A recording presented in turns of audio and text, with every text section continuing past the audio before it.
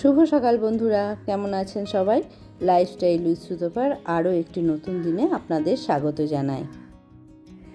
আজকেও সকাল সকাল ঘুম থেকে উঠে পড়েছি আর ফ্রেশ হয়ে চলে এলাম ছাদে ওয়াকিং করতে। আবার সকালে মর্নিং ওয়াকের অভ্যাসটা করার চেষ্টা করছি। আর বিশ্বাস করুন বন্ধুরা, এই হাফ অ্যান আওয়ারের ওয়াকিংয়ে আমি সারা দিন এনার্জেটিক থাকি। তো চলুন আজকের দিনটা এভাবেই শুরু করলাম। আমাকে দেখে যদি আপনারা একটুও উৎসাহিত হন, তাহলে আমি বলবো রোজ অল্প অল্প করে হলেও একটু মর্নিং ওয়াক করুন বা ইভিনিং ওয়াক করুন, কিংবা একটু এক্সারসাইজ করুন, ফ্রি হ্যান্ড এক্সারসাইজ করুন, যেটুকুনি আপনি পারবেন। দেখবেন খুব ভালো লাগবে।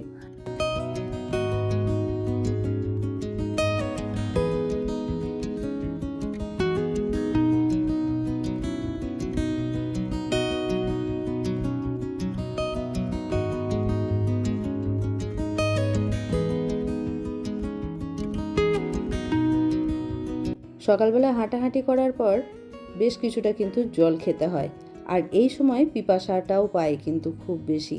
তো এক গ্লাস জল নিয়ে ওই জন্য বসে গেছি, পুরো জলটা শেষ করব। তো আজকে আমার কাজকর্মের সাথে সাথে আপনাদের সঙ্গে কিছু বিষয় নিয়ে আলোচনা করতে চাই। সেটা হলো সংসারে বাড়তি অশান্তি থেকে কিভাবে নিজেকে দূরে রাখতে পারি বা কিভাবে অশান্তি মুক্ত থাকতে পারি। দেখুন, পৃথিবীতে এমন কোনো রুলস বা সিক্রেট নেই যেটা মেনে আমাদের জীবনে কখনো দুঃখ বা অশান্তি থাকবে না, কিংবা সবসময় সুখ শান্তিতে ভরে থাকবে। তবে এমন কিছু বিষয় আছে যেগুলো ফলো করে আমরা আমাদের জীবনে বাড়তি অশান্তিকে এড়াতে পারি, আর আমি সেই বিষয় নিয়েই আলোচনা করব আজ। আর প্রথমেই একটা কথা বলে রাখি, আর যে বিষয়গুলোর কথা আমি বলবো এগুলো আমার সম্পূর্ণ নিজস্ব অভিজ্ঞতা। যদি কারোর সাথে এই একই ঘটনা ঘটে থাকে তাহলে তিনি আমার সাথে রিলেট করতে পারবেন, আর যাদের এই অভিজ্ঞতা হয়নি তারা এই বিষয়ে সাবধান হতে পারবেন। আমার অনেক দর্শক বন্ধু আছেন যারা হয়তো আমার ছেলের বয়সী, সবেই তারা জীবন দেখতে শুরু করেছে। তারা যদি এই বিষয়গুলো মাথায় রাখে তাহলে কিছুটা হলেও বাড়তি অশান্তি এড়িয়ে এবং পারিপার্শ্বিক সম্পর্কগুলো গুছিয়ে জীবনে এগিয়ে যেতে পারবে। তো আজকের আলোচনার প্রথম বিষয় হলো, আমরা অনেক সময় আমাদের এমন কিছু পরিচিত বন্ধু বা প্রতিবেশীদের প্রয়োজনে এমন অনেক প্রয়োজনীয় জিনিস দিয়ে থাকি, তারপর আমরা ভদ্রতার খাতিরেই হোক কিংবা মনে না থাকার জন্য সময় মতো তাদের কাছ থেকে সেই জিনিসটি নিতে ভুলে যাই। যদিও প্রয়োজন মিটে গেলে সেই জিনিসটি ফিরিয়ে দেওয়ার দায়িত্বও তাদের, কিন্তু তারা সেই দায়িত্ব অনেক সময় পালন করেন না। তবে এমন অনেক মানুষ আছেন যারা নিজেই সেই জিনিসটি ফিরিয়ে দেন, আবার কিছু মানুষ আছেন যারা ফিরিয়ে দেন না, অথচ কিছুদিন পর যখন সেই জিনিসটি ফিরিয়ে দেওয়ার কথা মনে করিয়ে দেওয়া হয় তখন তারা বেমালুম অস্বীকার করে, আর আপনার জিনিসটি তখন বরাবরের মতো তাদের বলেই দাবি করে। এই জন্য কাউকে কোনো জিনিস দিলে নির্দিষ্ট সময়ের মধ্যে চেয়ে নেবেন, বেশি দিন ফেলে রাখবেন না। আর এরকম মানুষদের থেকে সাবধান থাকবেন। দ্বিতীয়বার কিছু চাইলে এড়িয়ে যাবেন, না হলে বারবার এই ধরনের ঘটনা আপনার মনকে অশান্ত করবে এবং আপনি দুঃখ পাবেন। আর এই ধরনের ঘটনা আমাদের সম্পর্কের মধ্যে অবিশ্বাস নিয়ে আসে। সকালে এই সময় ছেলে একবার করে ফোন করে, তাই ওর সাথে একটু কথাও বলে নিলাম ফোনে। হাজব্যান্ড যেহেতু একটু দেরিতে উঠেছে তাই বিছানাটা গোছানো হয়নি, এখন ও উঠে গেছে সেজন্য বিছানাটা আমি তুলে নিচ্ছি। তো চলুন এখন দ্বিতীয় বিষয়টি বলি। সেটি হলো, নিজের দুর্বলতা বা না পারার কথা কারোর কাছে প্রকাশ করবেন না। আমরা প্রত্যেকেই, স্ত্রী পুরুষ নির্বিশেষে, কোনো কাজে পারদর্শী হই, আবার কোনো কাজে অক্ষম হই। সংসারে কিংবা আমাদের চারপাশের প্রত্যেকেই যে আমাদের পছন্দ করে তো এমন তো নয়। অনেকে আমাদের যেমন পছন্দ করে, ভালোবাসে, তেমন অনেক এমন মানুষ আছেন যারা আমাদের অপছন্দ করেন। আমাদের কোনো কিছুই আবার তাদের ভালো লাগে না। সেই সমস্ত মানুষদের কাছে, বিশেষ করে হাউস ওয়াইফদের ক্ষেত্রে শ্বশুরবাড়ির লোকজনের কাছে নিজের না পারার কথা কখনো প্রকাশ করতে নেই। যিনি আপনাকে পছন্দ করেন না তিনি জানলে সেই না পারা নিয়ে আপনাকে ব্যঙ্গ করবে কিংবা বিভিন্ন ছোট বড় কথা যে কোনো সময় শোনাবে। আমার মনে হয় শুধুমাত্র হাউসওয়াইফদের নয়, প্রত্যেককেই এই ধরনের সমস্যার সম্মুখীন হতে হয়। তাই যা আপনার মানসিক অশান্তির কারণ হতে পারে, এই ধরনের বিষয় আমাদের কারোর কাছে প্রকাশ না করাই ভালো।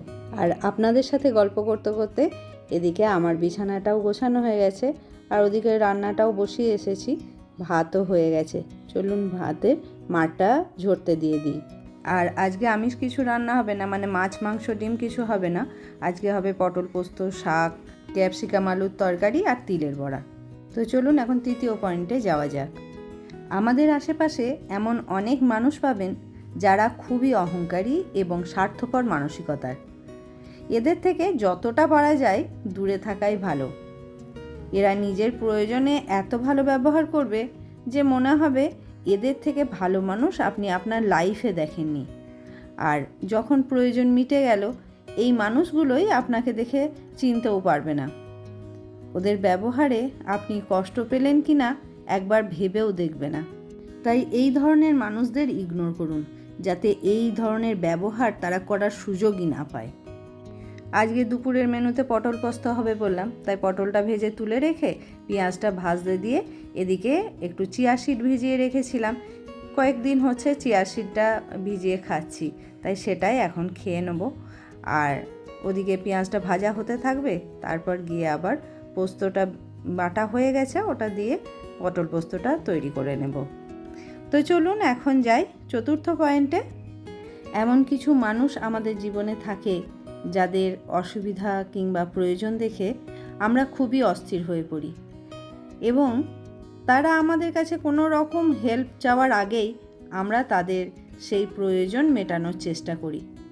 হতে পারে তারা হয়তো আমাদের খুবই কাছের মানুষ, তাই আমরা এমন করি।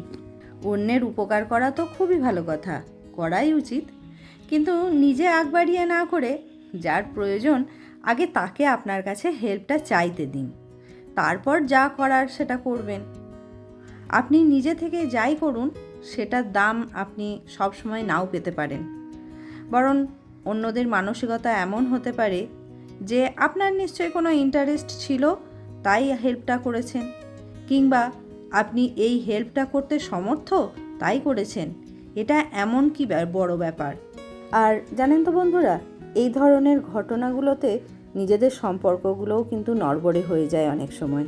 আজ যে বিষয়গুলো নিয়েই আমি আলোচনা করছি সেগুলো কিন্তু সম্পূর্ণ আমার নিজস্ব উপলব্ধি, নিজের অভিজ্ঞতা থেকেই আজ কথাগুলো বলছি। মানুষের উপকার অবশ্যই করবেন, তবে আগে যার প্রয়োজন তাকে মুখ ফুটে বলতে দিন, তারপর যা করার করুন। না হলে এই ধরনের ঘটনায় মানসিক অশান্তি কিন্তু ভোগ করতেই হবে।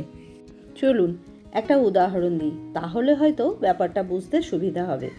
আমার ছেলে যখন ক্লাস 5-এ পড়ে তখন ওকে আমরা একটা সাইকেল কিনে দিই, ও চাওয়ার আগেই।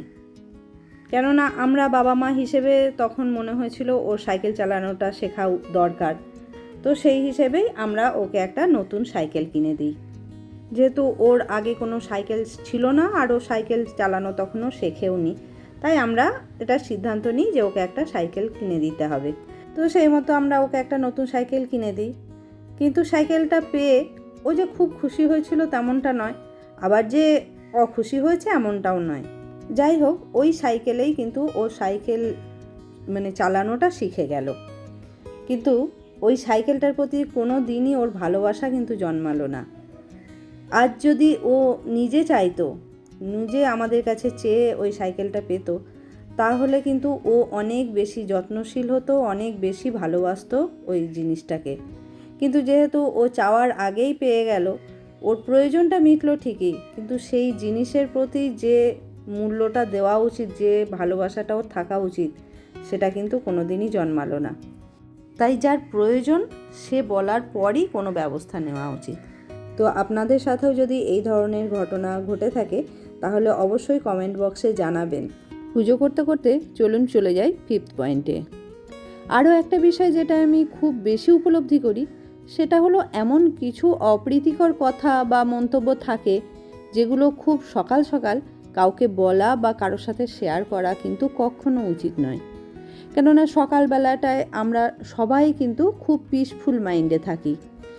এই সময় কোনো রকম অপ্রীতিকর কথা শুনতে আমরা কেউই পছন্দ করি না, যাতে আমাদের মানসিক শান্তি বিঘ্নিত হয়। যদি একান্ত বলতেই হয় তাহলে বেলার দিকে বলুন, না হলে সামান্য ব্যাপারও অনেক বড় অশান্তির কারণ হয়ে ওঠে এবং নিজেদের মধ্যে সম্পর্কের অবনতি ঘটে।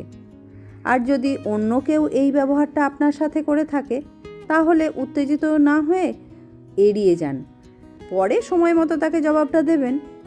আর এখন বিকেলবেলা কিছু গাছের কাটিং লাগিয়েছিলাম, সেগুলো বেশ গ্রো করে গেছে, রুট হয়ে গেছে, সেগুলোই বিভিন্ন টবে টবে এখন বসিয়ে নেব। আর এই কাজটা করতে করতেই চলুন শেয়ার করি আরও একটা পয়েন্ট, 6 নম্বর পয়েন্টটা শেয়ার করি আপনাদের সাথে। এখন যে বিষয়টা নিয়ে কথা বলবো, এই বিষয়টা একটু বড় হওয়ার পর থেকেই কিন্তু আমি ভীষণভাবে ফিল করেছি।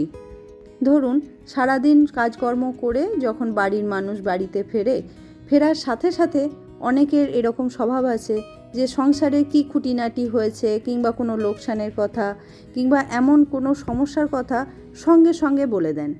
আমার মনে হয় এটা একদমই বলা উচিত নয়। বাইরে থেকে যে মানুষটি এসেছেন তার যে তখন সেই সময়ের মানসিক স্থিতি কি আমরা কিন্তু জানি না।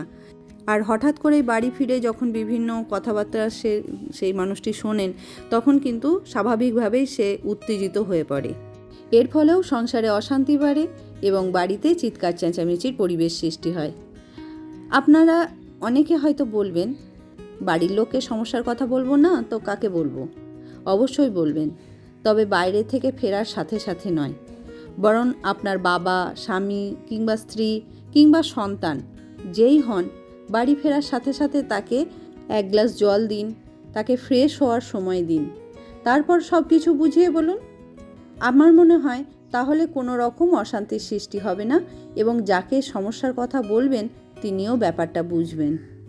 তাহলে বন্ধুরা, আজ আমি যে বিষয়গুলি নিয়ে আলোচনা করলাম, এগুলো যদি একটু মনে রেখে আমাদের দৈনন্দিন জীবনে অ্যাপ্লাই করতে পারি, তাহলে কিছুটা হলেও বাড়তি অশান্তি থেকে দূরে থাকতে পারবো, তাই না?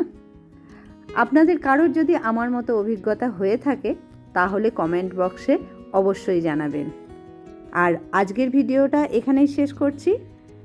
যদি আমার ভিডিও আপনাদের একটুও ভালো লেগে থাকে তাহলে একটা লাইক করবেন, পারলে অন্যদের সাথে শেয়ার করবেন। আর যদি আপনি আমার চ্যানেলের নতুন বন্ধু হয়ে থাকেন, চ্যানেলটা সাবস্ক্রাইব করার অনুরোধ রইল। আর আমার পুরনো বন্ধুদের জানাই অনেক অনেক ধন্যবাদ আমার পাশে থাকার জন্য। তাহলে দেখা হচ্ছে আবার আমার নতুন একটি ভিডিওতে। ততক্ষণ সবাই ভালো থাকবেন, সুস্থ থাকবেন, সাবধানে থাকবেন। আবার দেখা হবে। আর আজকের আকাশটা শুধু দেখুন।